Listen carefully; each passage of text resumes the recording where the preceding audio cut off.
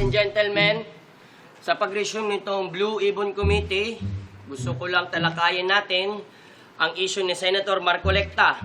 Senator, ano ba ang issue na gusto mong ilabas ngayon? Mr. Chair, isang issue lang ang gusto kong bigyan ng linaw ngayon, no? Yung tungkol sa Secret Santa.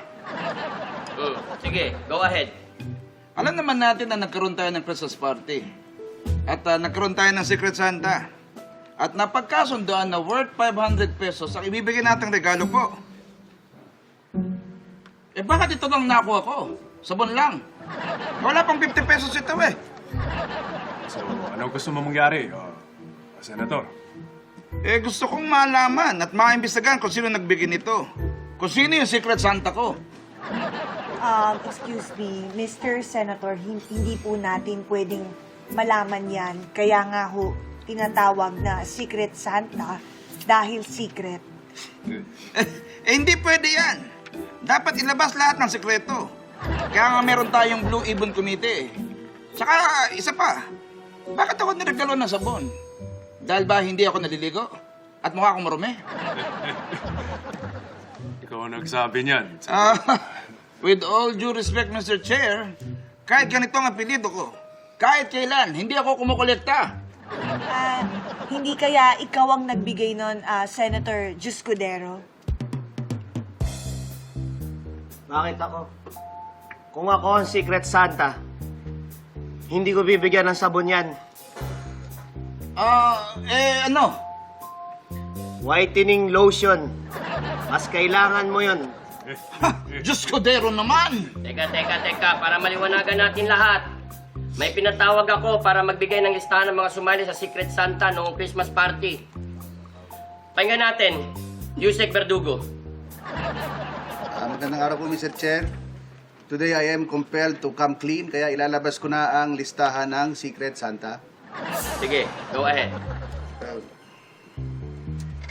Ito po, Senator Dong Sevilla, Senator Bengara, Senator Dinggoy Espada, Senator Ginay.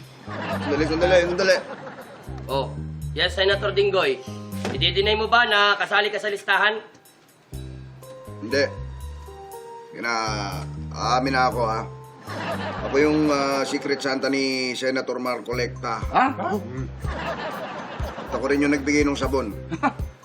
Senator Dinggoy, ba't mo naman ako binigyan ng sabon? Dahil ba sinabi ko na hindi ka pa safe? Hindi naman. May nagregalo lang din sa akin yan. I-recycle ko lang. Kung gusto mo, samahan ko na lang ng shampoo para dyan sa buhok mo. Hindi ko kailangan ng shampoo. Hindi ako gumagamit niyan. Mali ang ginawa mo. Hindi ka dapat nagre-recycle ng mga regalo po. Okay. Dagdagan ko na lang yan para wag ka na magalit. Okay ba sa iyo yung hopya?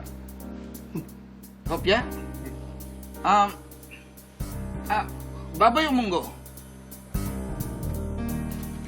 Ube, oh. Ito nga, oh. Ube!